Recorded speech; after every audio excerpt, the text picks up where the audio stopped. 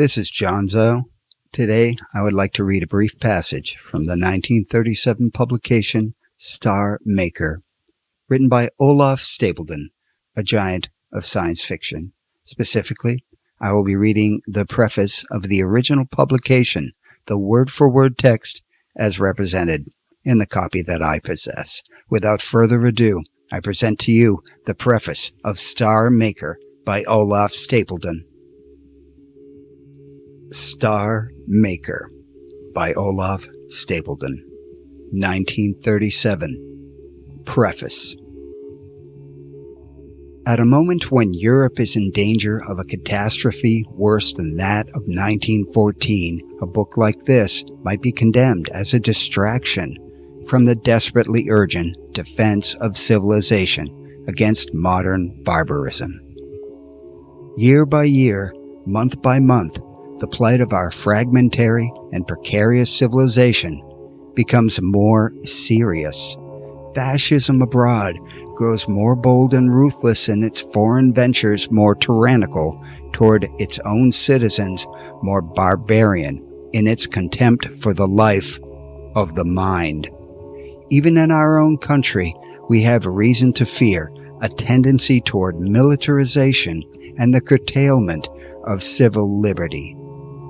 Moreover, while the decades pass, no resolute step is taken to alleviate the injustice of our social order. Our outworn economic system dooms millions to frustration. In these conditions, it is difficult for writers to pursue their calling at once with courage and with balanced judgment. Some merely shrug their shoulders and withdraw from the central struggle of our age. These, with their minds closed against the world's most vital issues, inevitably produce works which not only have no depth of significance for their contemporaries, but also are subtly insincere.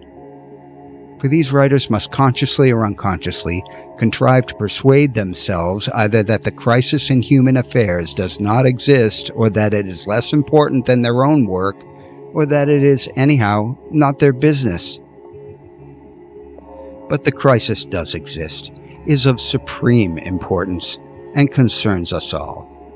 Can anyone who is at all intelligent and informed hold the contrary without self-deception? Yet I have a lively sympathy with some of those intellectuals who declare that they have no useful contribution to make to the struggle and therefore had better not dabble in it. I am in fact one of them.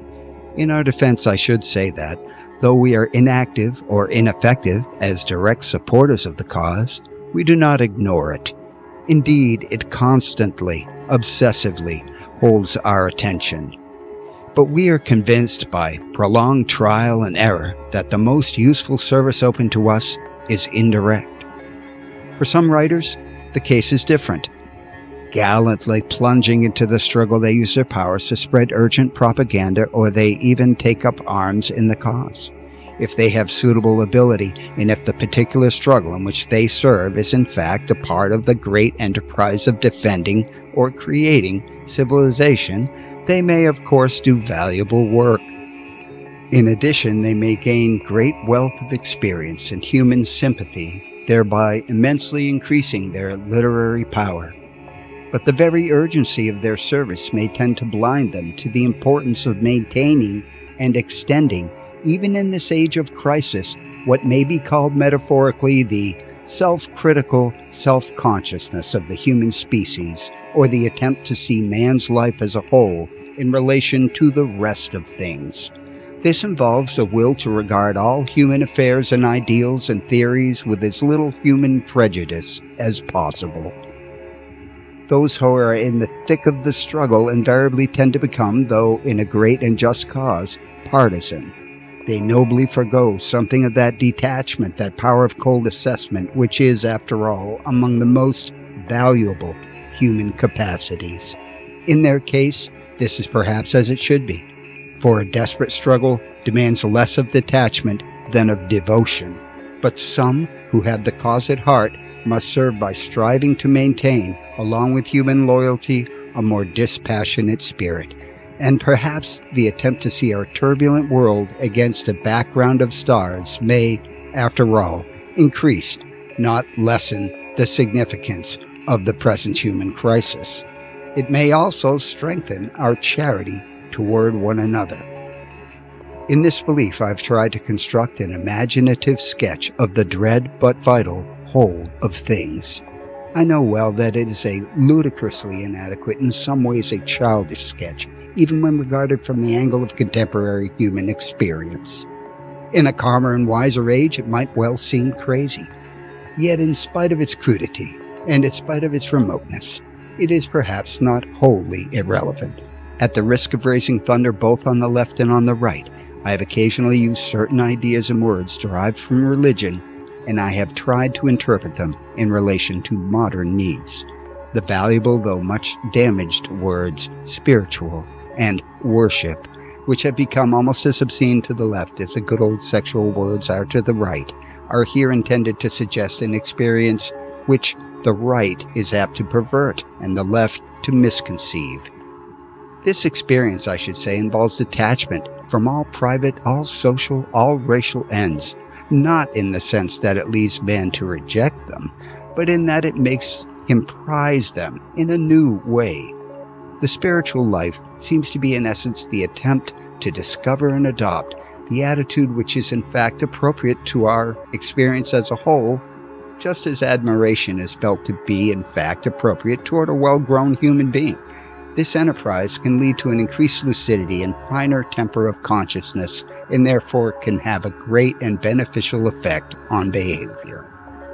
Indeed, if this supremely humanizing experience does not produce, along with a kind of piety toward fate, the resolute will to serve our waking humanity, it is a mere sham and a snare. Before closing this preface, I must express my gratitude to Professor L.C. Martin, Mr. L.H. Myers, and Mr. E.V. Rao for much helpful and sympathetic criticism, in consequence of which I rewrote many chapters. Even now, I hesitate to associate their names with such an extravagant work. Judged by the standards of the novel, it is remarkably bad. In fact, it is no novel at all. Certain ideas about artificial planets were suggested by Mr. J.D. Bernal's fascinating little book, The World, the Flesh, and the Devil. I hope he will not strongly disapprove of my treatment of them. My wife, I must thank, both for work on the proofs and for being herself. At the end of the book, I've included a note on magnitude, which may be helpful to readers unfamiliar with astronomy. The very sketchy timescales may amuse some. Olaf Stapledon, March 1937. And thus concludes myself, Jonzo Didmo, reading out Olaf Stapledon's Star Maker, written in 1937. Thank you for hanging out, watching, and listening.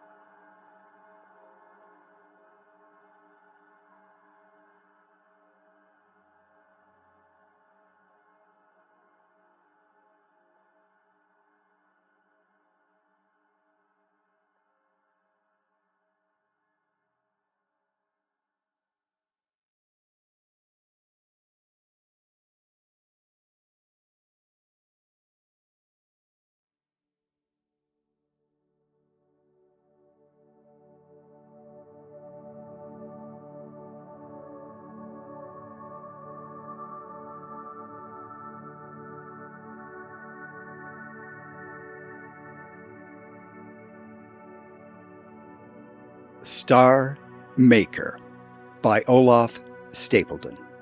Chapter 1. The Earth. 1. The Starting Point. One night, when I had tasted bitterness, I went out onto the hill. Dark heather checked my feet. Below marched the suburban lamps. Windows, their curtains drawn, were shut eyes, inwardly watching the lives of dreams. Beyond the sea's level darkness, a lighthouse pulsed. Overhead, obscurity. I distinguished our own house, our islet in the tumultuous and bitter currents of the world. There, for a decade and a half, we two, so different in quality, had grown in and into one another, for mutual support and nourishment in intricate symbiosis. There daily we planned our several undertakings and recounted the day's oddities and vexations. There letters piled up to be answered, socks to be darned. There the children were born, those sudden new lives.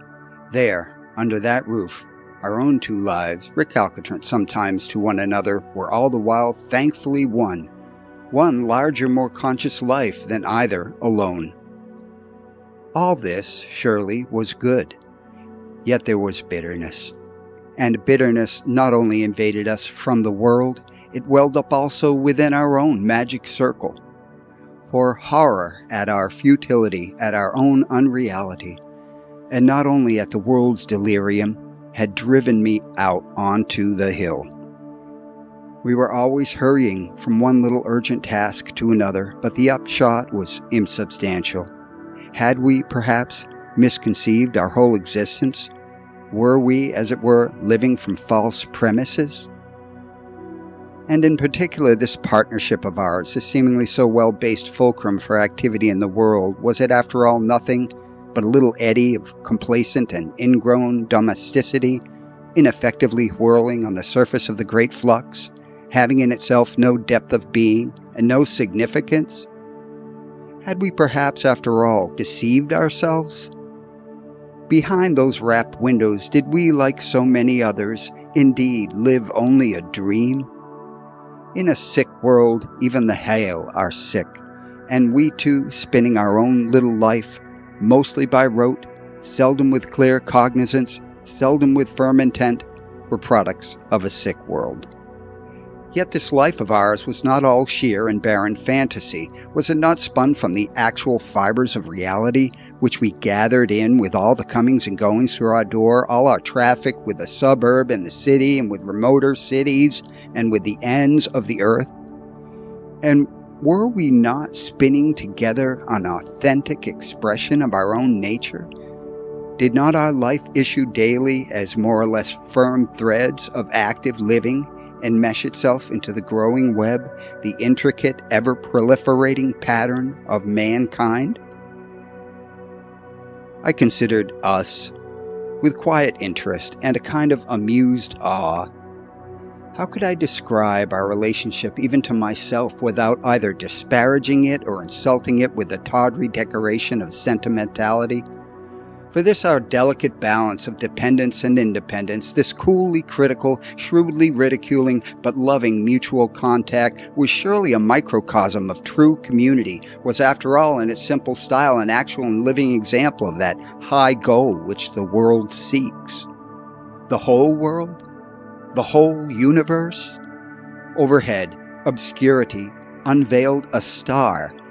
One tremulous arrow of light, projected how many thousands of years ago, now stung my nerves with vision and my heart with fear.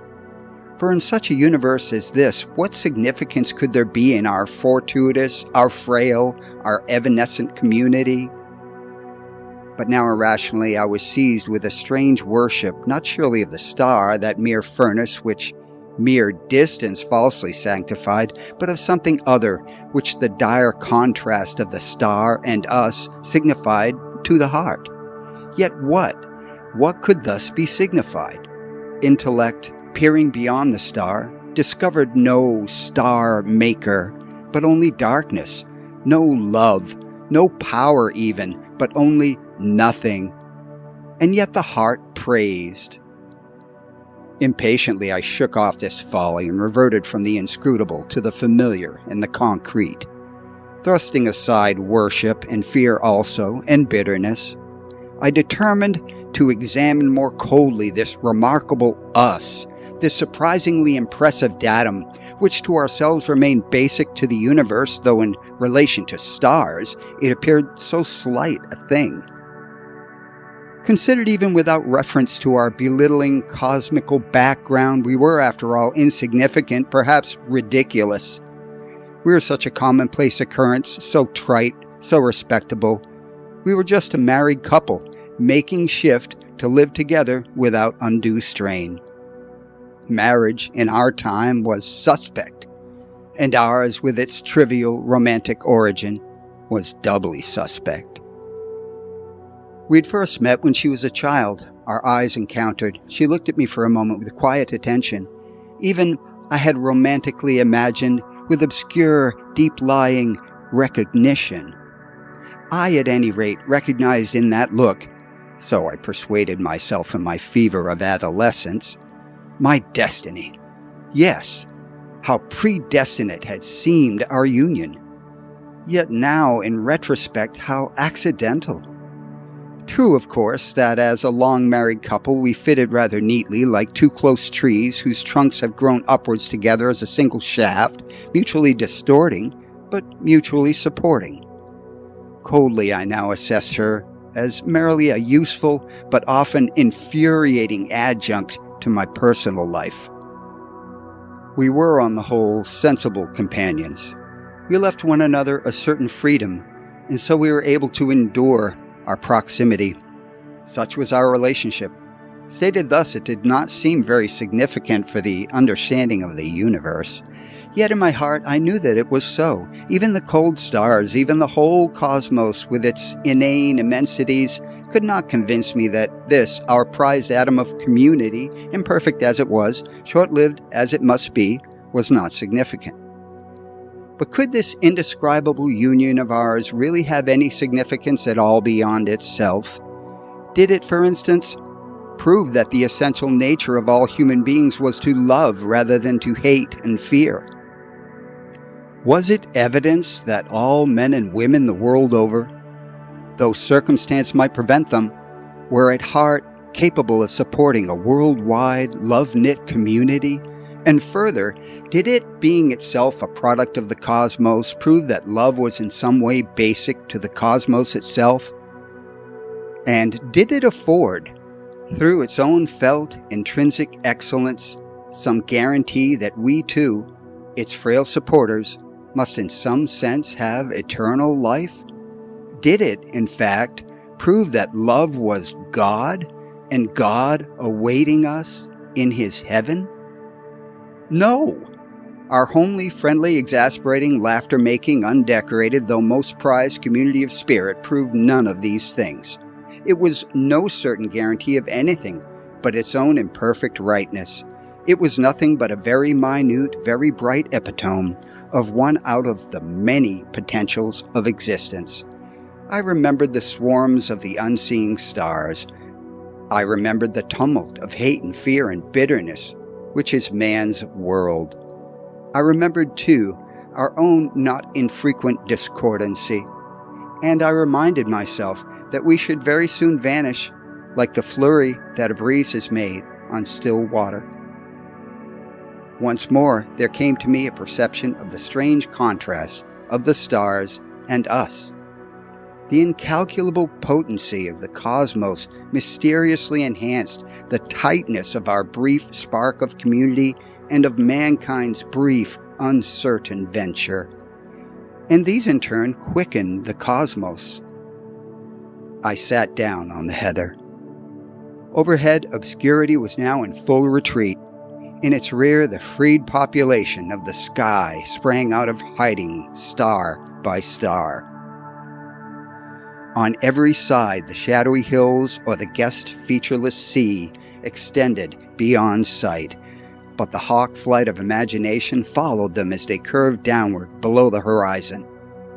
I perceived that I was on a little round grain of rock and metal, filmed with water and with air, whirling in sunlight and darkness.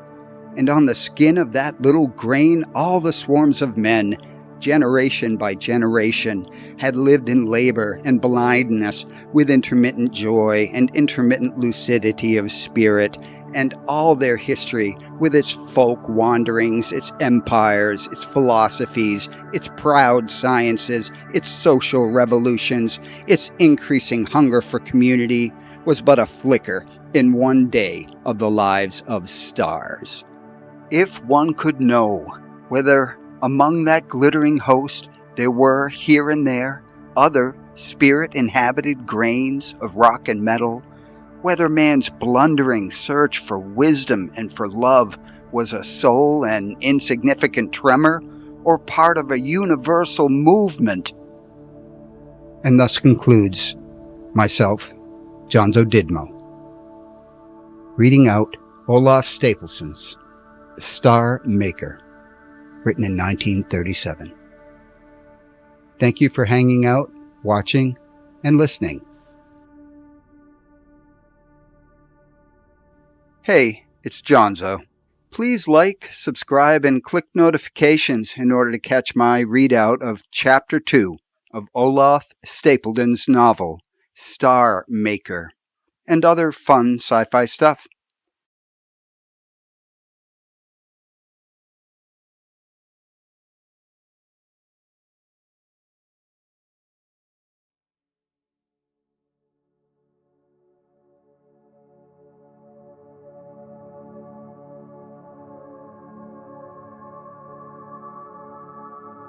Hello, and welcome to Chapter 1, Part 2 of Star Maker by Olaf Stapledon, written in 1937, read today by myself, Jonzo Didmo.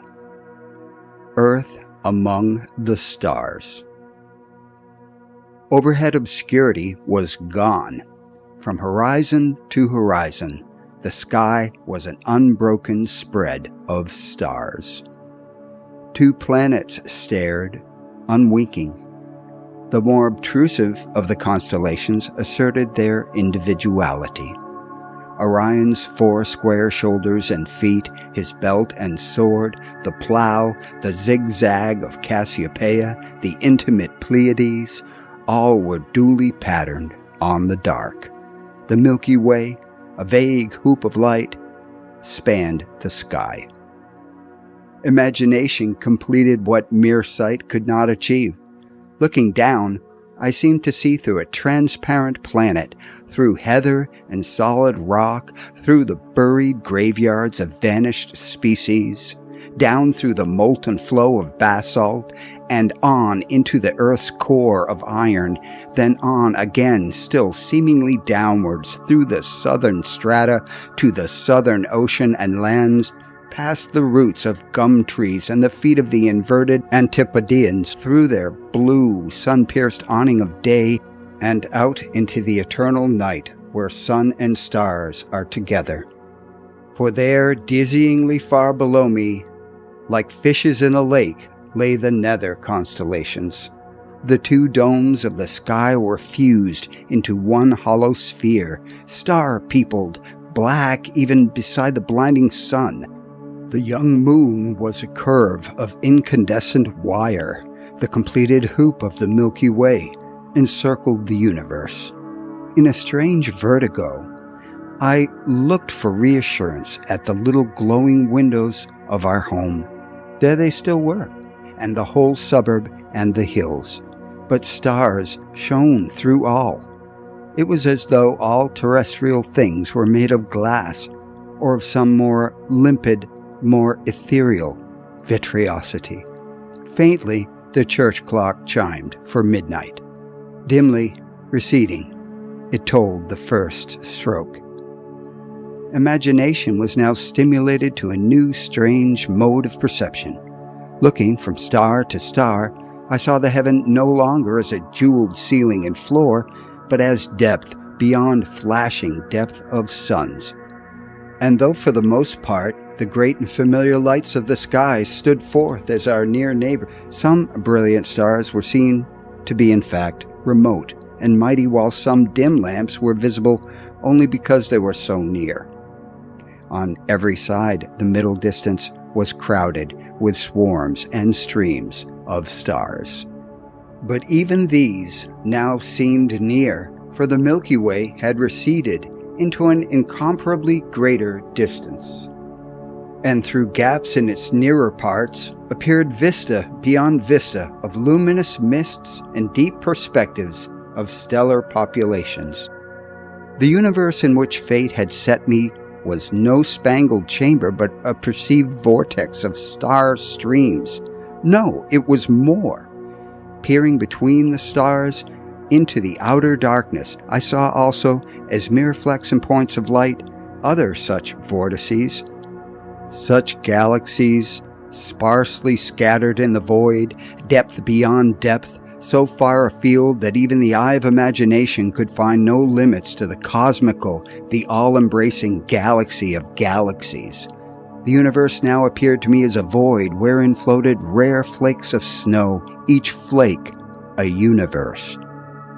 Gazing at the faintest and remotest of all the swarm of universes, I seemed by hypertelescopic imagination to see it as a population of suns, and near one of those suns was a planet, and on that planet's dark side a hill, and on that hill myself. For our astronomers assure us that in this boundless finitude which we call the cosmos, the straight lines of light lead not to infinity, but to their source. Then I remembered that, had my vision depended on physical light, and not on the light of imagination, the rays coming thus to me round the cosmos would have revealed not myself, but events that had ceased long before the earth, or perhaps even the sun, was formed. But now, once more shunning these immensities, I looked again for the curtained windows of our home, which, though star-pierced, was still more real to me than all the galaxies. But our home had vanished, with the whole suburb, and the hills too, and the sea. The very ground on which I had been sitting was gone. Instead, there lay far below me an insubstantial gloom, and I myself was seemingly disembodied, for I could neither see nor touch my own flesh. And when I willed to move my limbs, nothing happened. I had no limbs. The familiar inner perceptions of my body and the headache which had oppressed me since morning had given way to a vague lightness and exhilaration. When I realized fully the change that had come over me, I wondered if I had died and was entering some wholly unexpected new existence. Such a banal possibility at first exasperated me. Then with sudden dismay, I understood that, if indeed I had died, I should not return to my prized concrete atom of community. The violence of my distress shocked me, but soon I comforted myself with the thought that, after all, I probably was not dead, but in some sort of trance from which I might wake any minute. I resolved, therefore, not to be unduly alarmed by this mysterious change. With scientific interest, I would observe all that happened to me. I noticed that the obscurity which had taken the place of the ground was shrinking and condensing. The nether stars were no longer visible through it. Soon the earth below me was like a huge circular tabletop, a broad disk of darkness surrounded by stars. I was apparently soaring away from my native planet at incredible speed. The sun, formerly visible to imagination in the nether heaven, was once more physically eclipsed by the earth. Though by now I must have been hundreds of miles above the ground, I was not troubled by the absence of oxygen and atmospheric pressure. I experienced only an increasing exhilaration and a delightful effervescence of thought. The extraordinary brilliance of the stars excited me, for whether through the absence of obscuring air or through my own increased sensitivity, or both, the sky had taken on an unfamiliar aspect. Every star had seemingly flared up into higher magnitude. The heavens blazed. The major stars were like the headlights of a distant car. The Milky Way, no longer watered down with darkness, was an encircling granular river of light. Presently, along the planet's eastern limb, now far below me, there appeared a faint line of luminosity, which, as I continued to soar, warmed here and there to orange and red. Evidently I was traveling not only upwards but eastwards and swinging round into the day. Soon the sun leapt into view, devouring the huge crescent of dawn with its brilliance. But as I sped on, sun and planet were seen to drift apart, while the thread of dawn thickened into a misty breadth of sunlight. This increased like a visibly waxing moon till half the planet was illuminated. Between the areas of night and day, a belt of shade, warm-tinted, broad as a subcontinent, now marked the area of dawn. As I continued to rise and travel eastward, I saw the land swing westward along with the day till I was over the Pacific and high noon. The earth appeared now as a great, bright orb, hundreds of times larger than the full moon. In its center, a dazzling patch of light, was the sun's image reflected in the ocean. The planet's circumference was an indefinite breadth of luminous haze, fading into the surrounding blackness of space. Much of the northern hemisphere, tilted somewhat toward me, was an expanse of snow and cloud tops. I could trace parts of the outlines of Japan and China, their vague browns and greens indenting the vague blues and grays of the ocean. Toward the equator, where the air was clearer, the ocean was dark. A little whirl of brilliant cloud was perhaps the upper surface of a hurricane. The Philippines and New Guinea were precisely mapped. Australia faded into the hazy southern limb. The spectacle before me was strangely moving. Personal anxiety was blotted out by wonder and admiration, for the sheer beauty of our planet surprised me.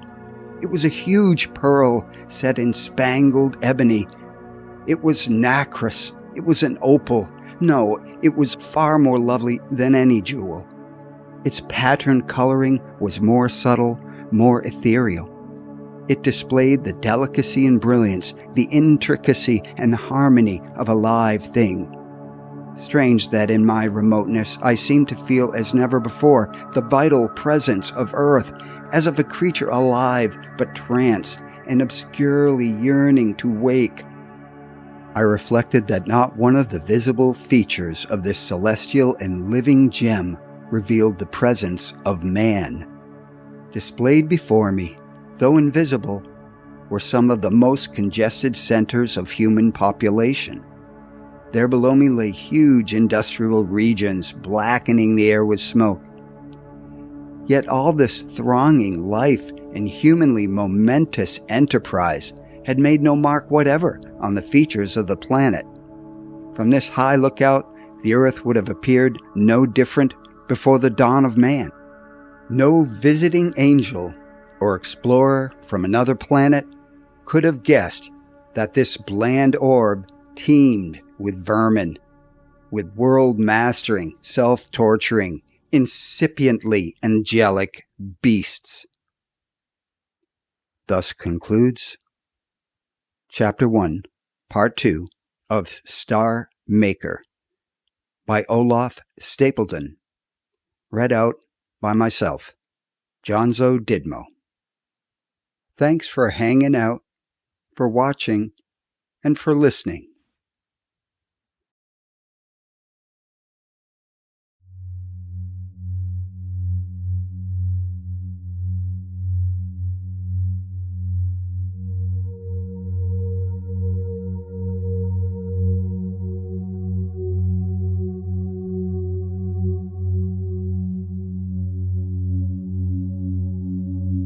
Star Maker by Olaf Stapledon. Chapter 2, Interstellar Travel.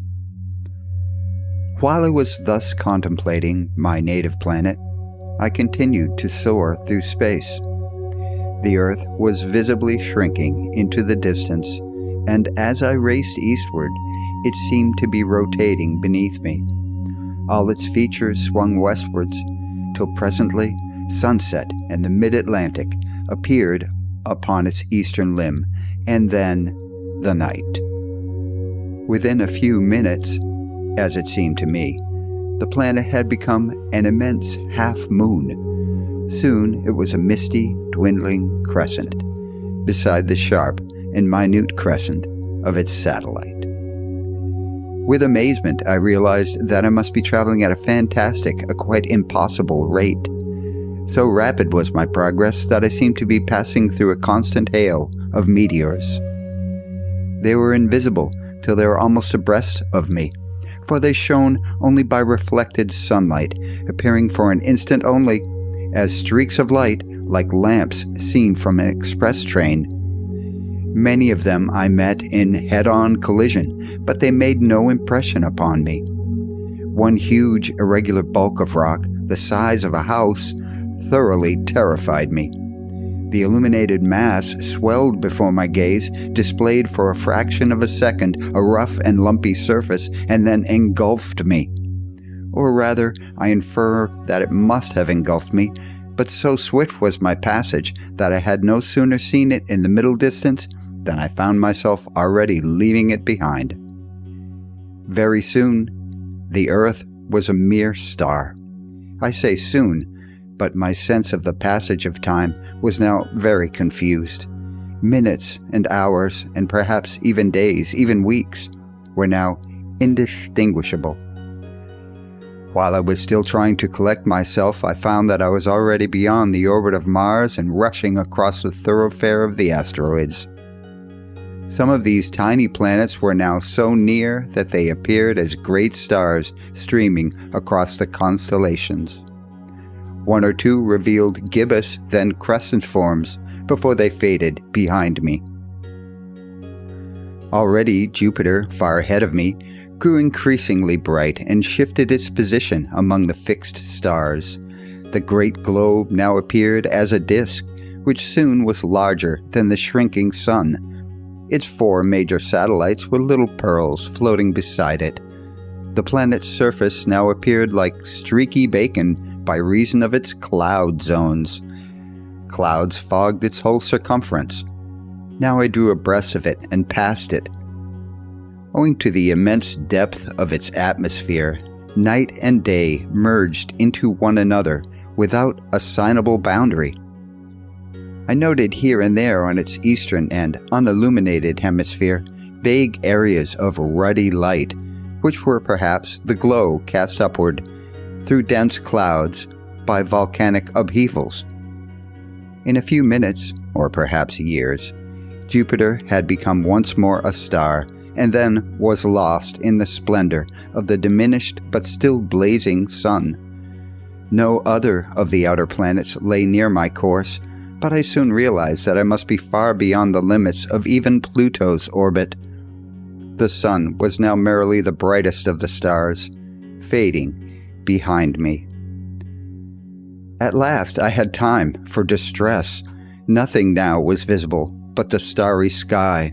The Plough, Cassiopeia, Orion, the Pleiades mocked me with their familiarity and their remoteness.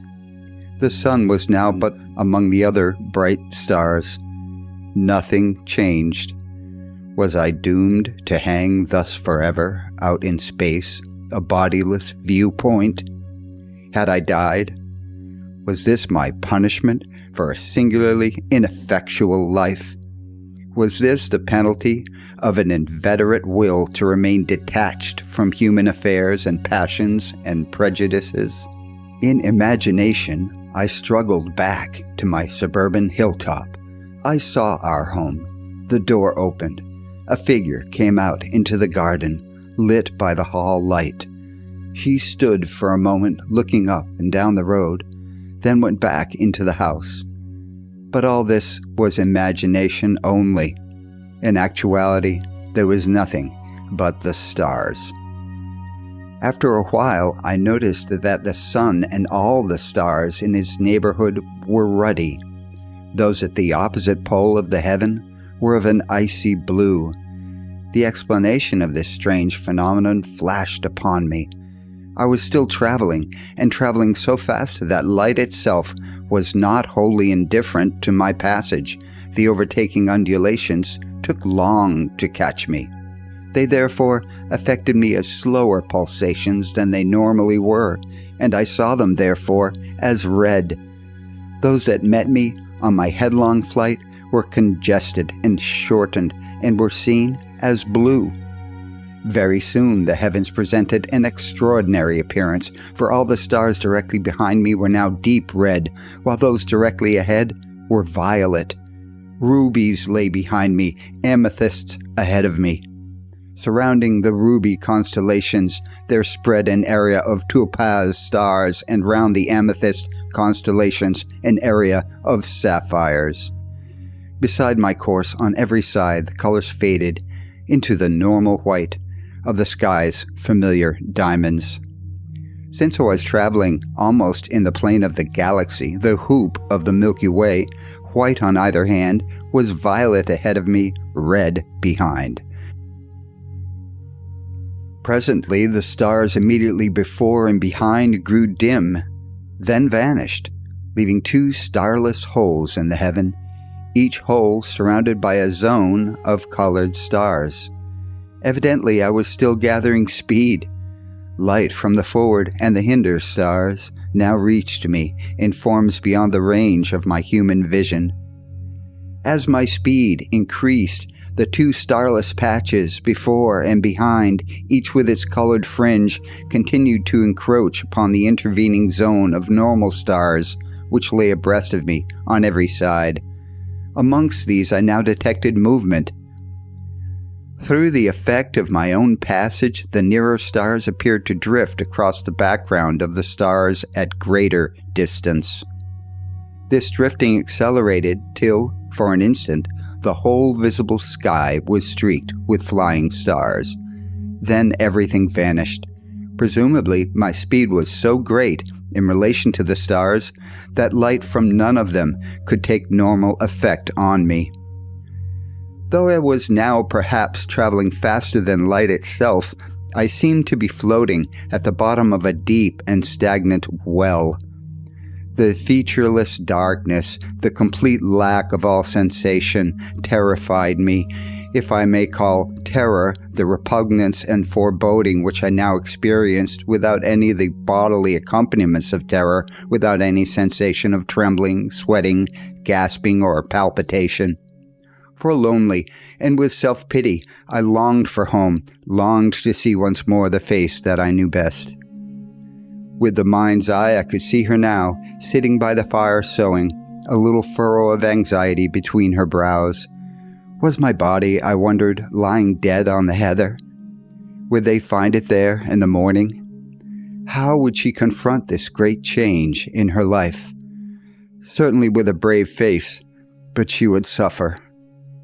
But even while I was desperately rebelling against the dissolution of our treasured atom of community, I was aware that something within me, the essential spirit within me, willed very empathetically not to retreat but to press on with this amazing voyage.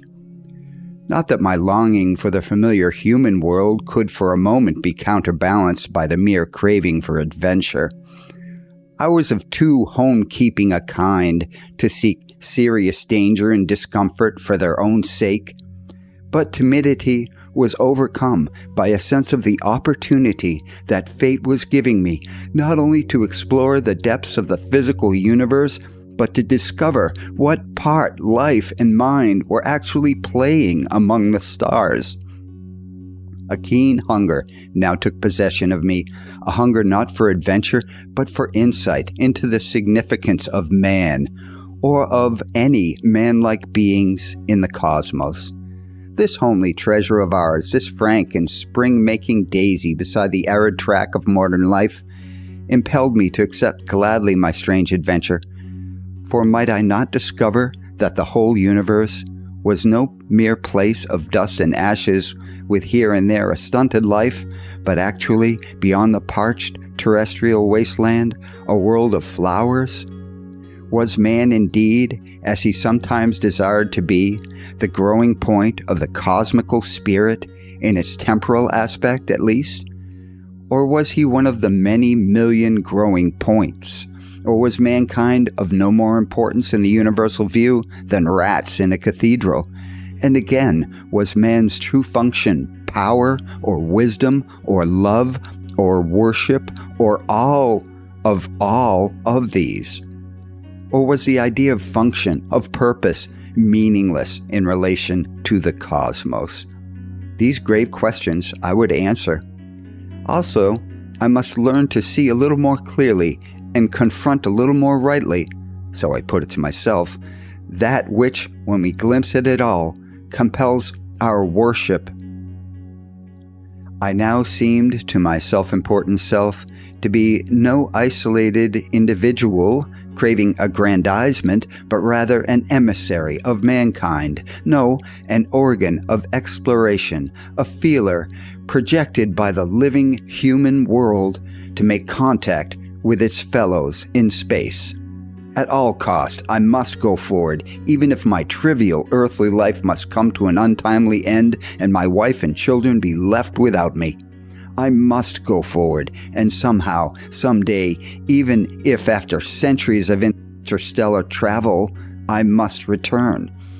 When I look back on that phase of exaltation, now that I have indeed returned to Earth after the most bewildering adventures, I am dismayed at the contrast between the spiritual treasure which I aspired to hand over to my fellow men and the paucity of my actual tribute.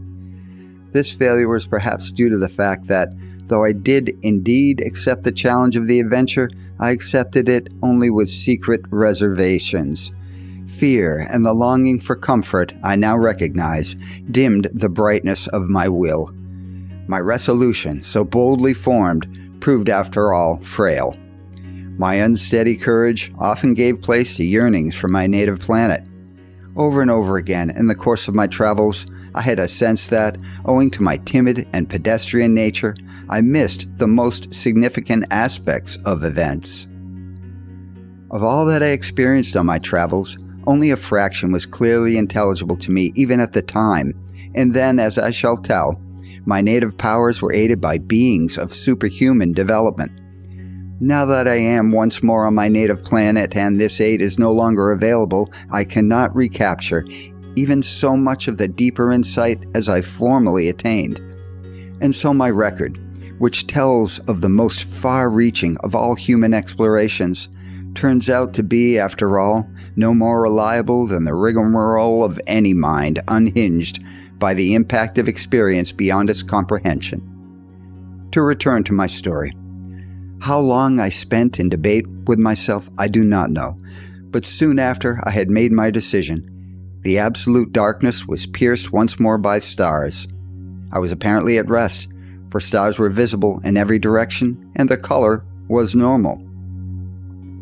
But a mysterious change had come over me. I soon discovered that, by merely willing to approach a star, I could set myself in motion toward it, and at such a speed that I must have traveled much faster than normal light.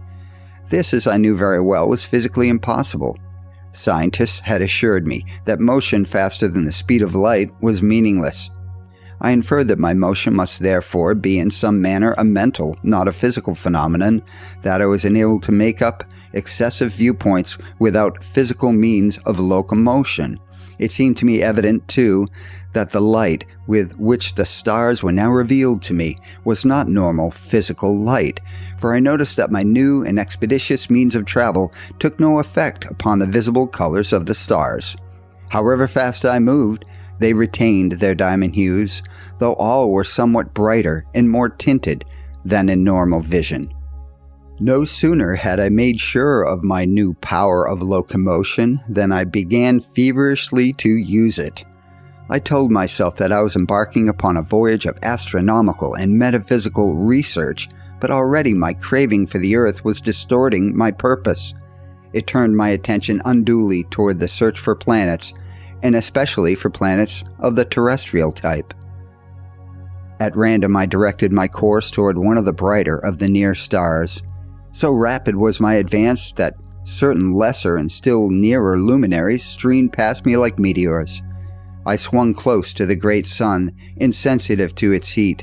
On its mottled surface, in spite of the pervading brilliance, I could see, with my miraculous vision, a group of huge, dark sunspots, each one a pit into which a dozen Earths could have been dropped.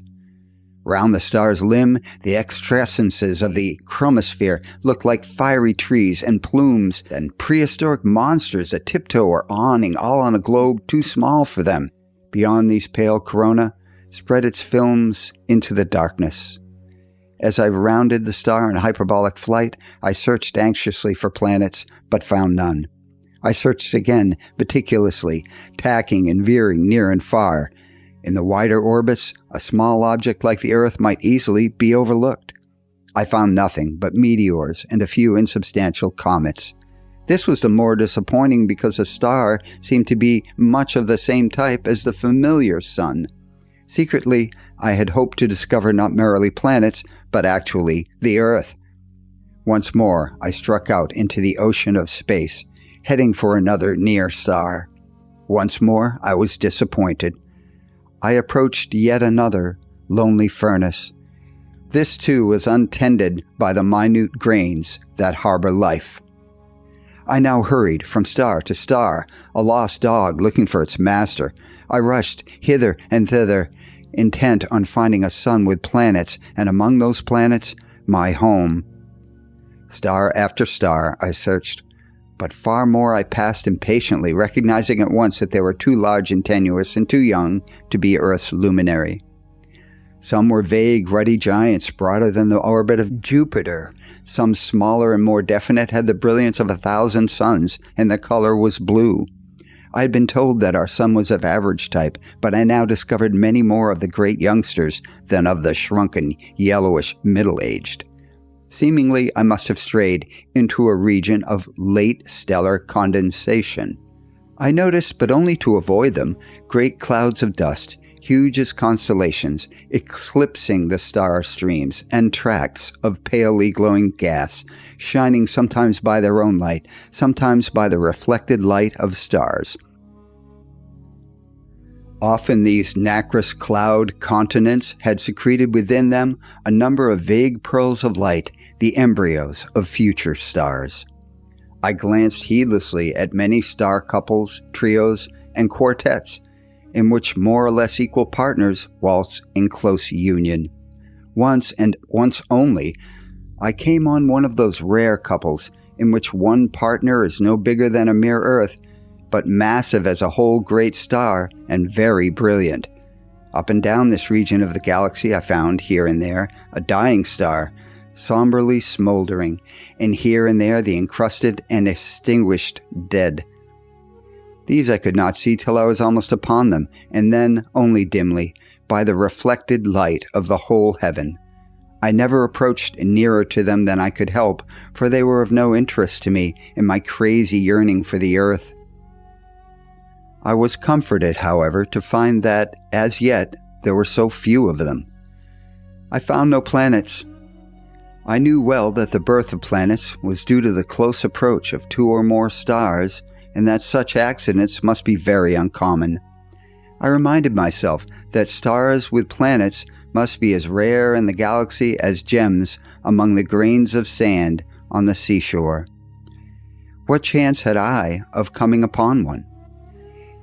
I began to lose heart. The appalling desert of darkness and barren fire, the huge emptiness so sparsely pricked with scintillations, the colossal futility of the whole universe hideously oppressed me. And now, in added distress, my power of locomotion began to fail. Only with a great effort could I move at all among the stars, and then but slowly, and ever more slowly. Soon I should find myself pinned fast in space like a fly in a collection, but lonely, eternally alone. Yes, surely this was my special hell. I pulled myself together. I reminded myself that even if this was to be my fate, it was no great matter. The Earth could do very well without me. and even if there was no other living world anywhere in the cosmos, still the Earth itself had life, and might wake to far fuller life. And even though I had lost my native planet, still that beloved world was real. Besides, my whole adventure was a miracle, and by continued miracle might I not stumble on some other Earth? I remembered that I had undertaken a high pilgrimage, and that I was man's emissary to the stars. With returning courage, my power of locomotion returned. Evidently, it depended on a vigorous and self-detached mentality. My recent mood of self-pity and earthward yearning had hampered it. Resolving to explore a new region of the galaxy, where perhaps there would be more of the older stars and a greater hope of planets, I headed in the direction of a remote and populous cluster. From the faintness of the individual members of this vaguely speckled ball of light, I guessed that it must be very far afield. On and on I traveled into the darkness. As I never turned aside to search, my course through the ocean of space never took me near enough to any star to reveal it as a disk. The lights of heaven streamed remotely past me like the lights of distant ships. After a voyage during which I lost all measure of time, I found myself in a great desert, empty of stars, a gap between two star streams, a cleft in the galaxy. The Milky Way surrounded me, and in all directions lay the normal dust of distant stars, but there were no considerable lights, save the thistledown of the remote cluster, which was my goal. This unfamiliar sky disturbed me with a sense of my increasing disassociation from my home. It was almost a comfort to note, beyond the furthest stars of our galaxy, the minute smudges that were alien galaxies, incomparably more distant than the deepest recesses of the Milky Way, and to be reminded that, in spite of all my headlong and miraculous traveling, I was still within my native galaxy, within the same little cell of the cosmos where she, my life's friend, still lived. I was surprised, by the way, that so many of the alien galaxies appeared to the naked eye, and that the largest was a pale, cloudy mark bigger than the moon in the terrestrial sky. By contrast with the remote galaxies, on whose appearance all my voyaging failed to make impression, the star cluster ahead of me was now visibly expanding. Soon after I had crossed the great emptiness between the star streams, my cluster confronted me as a huge cloud of brilliance. Presently, I was passing through a more populous area, and then the cluster itself opened out ahead of me, covering the whole forward sky with its congested lights. As a ship approaching port encounters other craft, so it came upon and passed star after star. When I had penetrated into the heart of the cluster, I was in a region far more populous than any that I had explored. On every side, the sky blazed with suns, many of which appeared far brighter than Venus in the Earth's sky. I felt the exhilaration of a traveler who, after an ocean crossing, enters harbors by night and finds himself surrounded by the lights of a metropolis. In this congested region, I told myself, many close approaches must have occurred, many planetary systems must have been formed. Once more I looked for middle-aged stars of the sun's type. All that I had passed hitherto were young giants, great as the whole solar system. After further searching, I found a few likely stars, but none had planets. I found also many double and triple stars, describing their incalculable orbits and great continents of gas in which new stars were condensing. At last, I found a planetary system. With almost insupportable hope, I circled among these worlds, but all were greater than Jupiter and all were molten. Again, I hurried from star to star. I must have visited thousands, but all in vain. Sick and lonely, I fled out of the cluster. It dwindled behind me into a ball of down sparkling with dewdrops. In front of me, a great tract of darkness blotted out a section of the Milky Way and the neighboring area of the stars, save for a few near lights which lay between me and the obscuring opacity. The billowy edges of this huge cloud of gas or dust were revealed by the glancing rays of bright stars beyond it. The sight moved me with self-pity. On so many nights at home, I had seen the edges of dark clouds silvered just so by moonlight, but the cloud which now opposed me could have swallowed not merely whole worlds, not merely countless planetary systems, but whole constellations. Once more, my courage failed me. Miserably, I tried to shut out the immensities by closing my eyes, but I had neither eyes nor eyelids. I was a disembodied, wandering viewpoint. I tried to conjure up the little interior of my home with the curtains drawn and the fire dancing. I tried to persuade myself that all this horror of darkness and distance and barren incandescence was a dream, and that I was dozing by the fire, that at any moment I might wake, that she would reach over from her sewing and touch me and smile. But the stars still held me prisoner. Again, though with failing strength, I set about my search. And after I had wandered from star to star for a period that might have been days or years or eons, luck or some guardian spirit directed me to a certain sun-like star, and looking outwards from the center, I caught sight of a little point of light moving with my movement against the patterned sky. As I leapt toward it, I saw another and another. Here was, indeed, a planetary system much like my own. So obsessed was I with human standards that I sought out at once the most Earth-like of these worlds. And amazingly Earth-like it appeared as its disk swelled before me or below me. Its atmosphere was evidently less dense than ours, for the outlines of unfamiliar continents and oceans were very plainly visible. As on the Earth, the dark sea brilliantly reflected the sun's image. White cloud tracts lay here and there over the seas and the lands, which, as on my own planet, were mottled green and brown. But even from this height, I saw that the greens were more vivid and far more blue than terrestrial vegetation. I noted also that on this planet there was less ocean than land, and that centers of the great continents were chiefly occupied by dazzling, creamy white deserts. Thus completes myself, Jonzo Didmo, reading Chapter 2 of Olaf Stapledon's Star Maker, written in 1937. Thanks for listening, for hanging out, and for watching.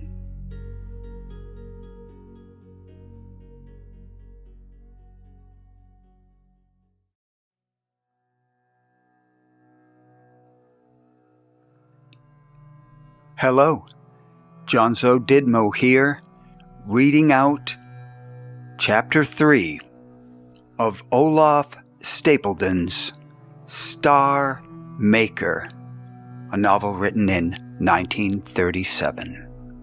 Chapter 3, The Other Earth. 1. On the Other Earth. As I slowly descended toward the surface of the little planet, I found myself searching for a land which promised to be like England. But no sooner did I realize what I was doing than I reminded myself that conditions here would be entirely different from terrestrial conditions, and that it was very unlikely that I should find intelligent beings at all. If such beings existed, they would probably be quite incomprehensible to me. Perhaps they would be huge spiders or creeping jellies. How could I hope ever to make contact with such monsters? After circling about at random for some time, over the filmy clouds and the forests, over the dappled plains and prairies, and the dazzling stretches of desert, I selected a maritime country in the temperate zone, a brilliantly green peninsula. When I had descended almost to the ground, I was amazed at the verdure of the countryside.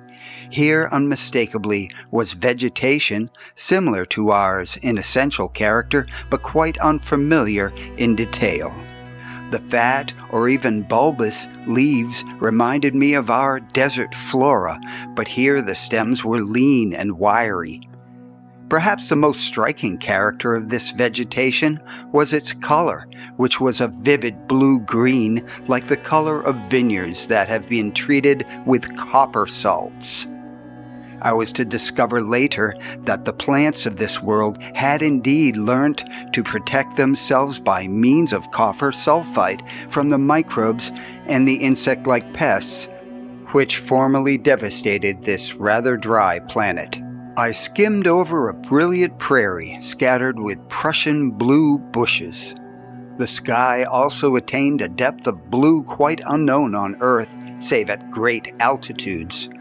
There were a few low yet cirrus clouds, whose feathery character I took to be due to the tenuousness of the atmosphere.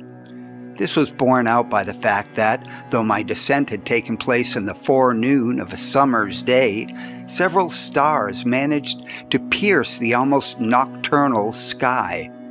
All exposed surfaces were very intensely illuminated.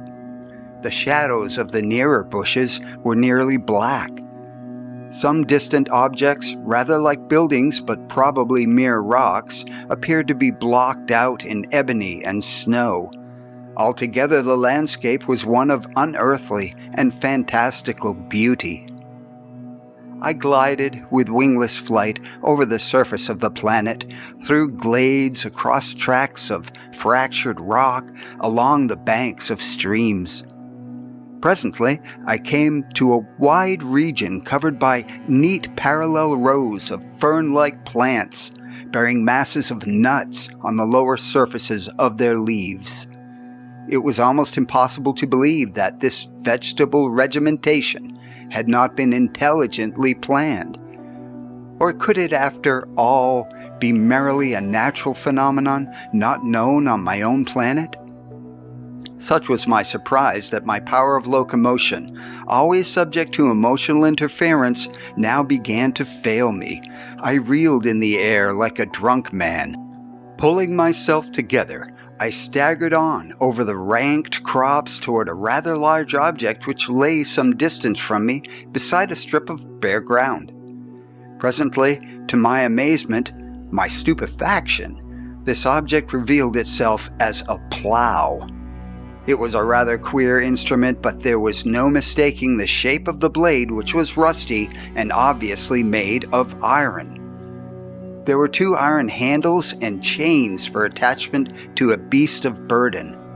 It was difficult to believe that I was many light years distant from England. Looking round, I saw an unmistakable cart track and a bit of dirty, ragged cloth hanging on a bush. Yet overhead was the unearthly sky, full noon, with stars. I followed the lane through a little wood of queer bushes whose large, fat, drooping leaves had cherry-like fruits along their edges. Suddenly, round a bend in the lane, I came upon a man. Or so at first he seemed to my astounded and star-weary sight. I should not have been so surprised by the strangely human character of this creature had I at this early stage understood the forces that controlled my adventure. Influences which I shall later describe doomed me to discover first such worlds as were most akin to my own. Meanwhile, the reader may well conceive my amazement at this strange encounter.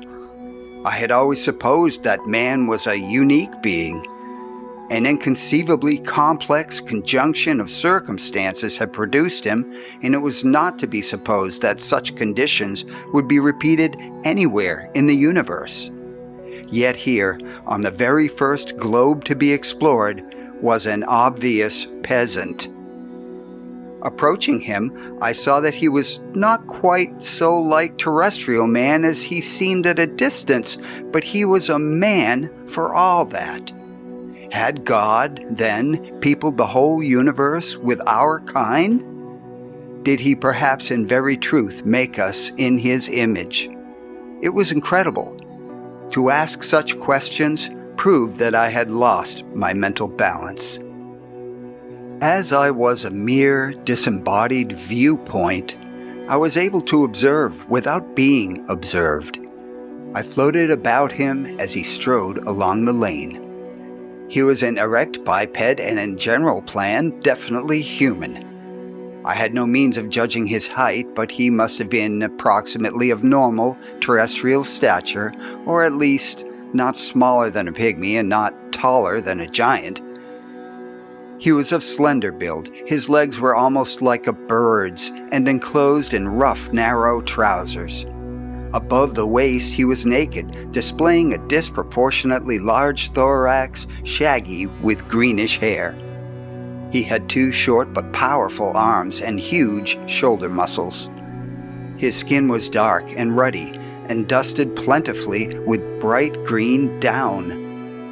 All his contours were uncouth, for the details of muscles, sinews, and joints were very plainly different from our own.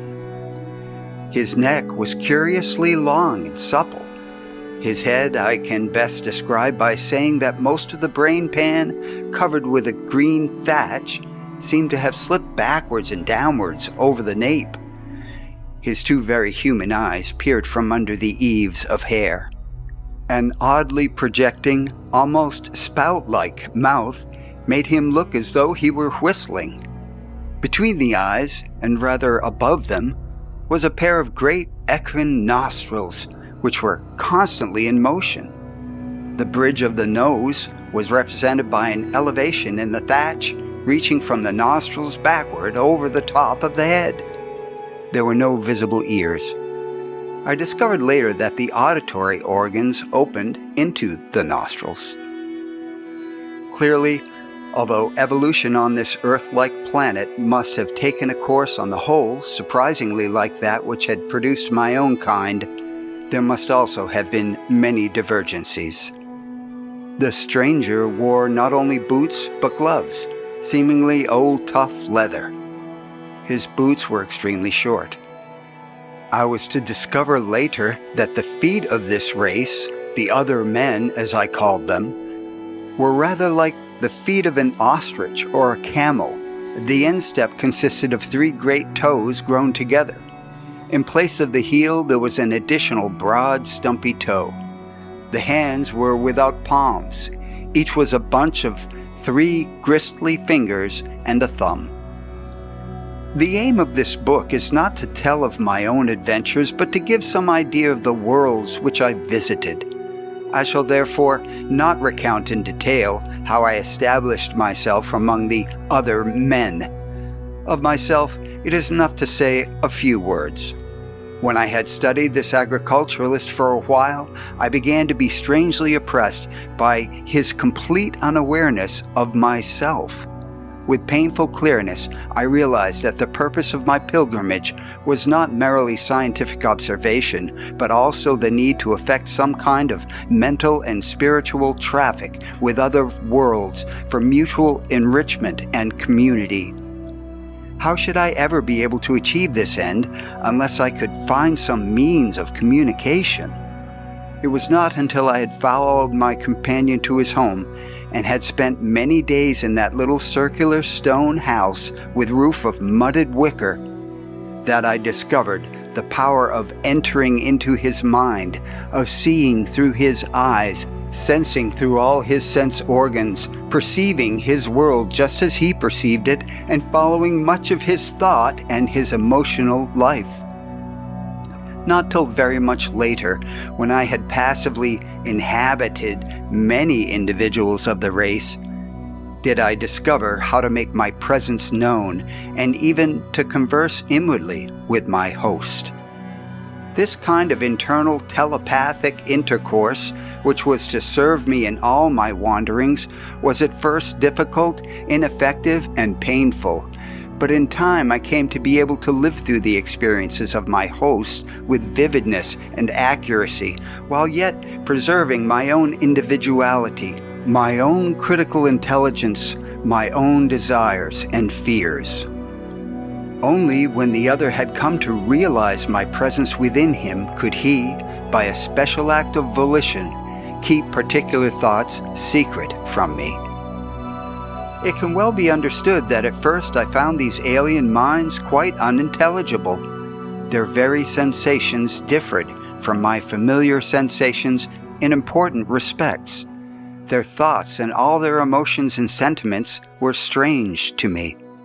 The traditional groundwork of these minds, their most familiar concepts, were derived from a strange history and expressed in languages which to the terrestrial mind were subtly misleading. I spent on the other earth many other years, wandering from mind to mind and country to country, but I did not gain any clear understanding of the psychology of the other men and the significance of their history till I had encountered one of their philosophers, an aging but still vigorous man whose eccentric and unpalatable views had prevented him from attaining eminence. Most of my hosts, when they became aware of my presence within them, regarded me either as an evil spirit or as a divine messenger. The more sophisticated, however, assumed that I was a mere disease, a symptom of insanity in themselves. They therefore promptly applied to the local mental sanitation officer. After I had spent, according to the local calendar, a year or so of bitter loneliness among minds who refused to treat me as a human being, I had the good fortune to come under the philosopher's notice. One of my hosts, who complained of suffering from voices and visions of another world, appealed to the old man for help. Valtu, for such approximately was the philosopher's name, the two being pronounced more or less as in Welsh. Valtu effected a cure by merrily inviting me to accept the hospitality of his own mind, where he said he would very gladly entertain me. It was with extravagant joy that I made contact at last with a being who recognized in me a human personality. All right, we'll break there, and we'll return for part 2 of Chapter 3 of Olaf Stapledon's Star Maker. Until then, this is Jonzo Didmo, thanking you for stopping by, listening, and for watching.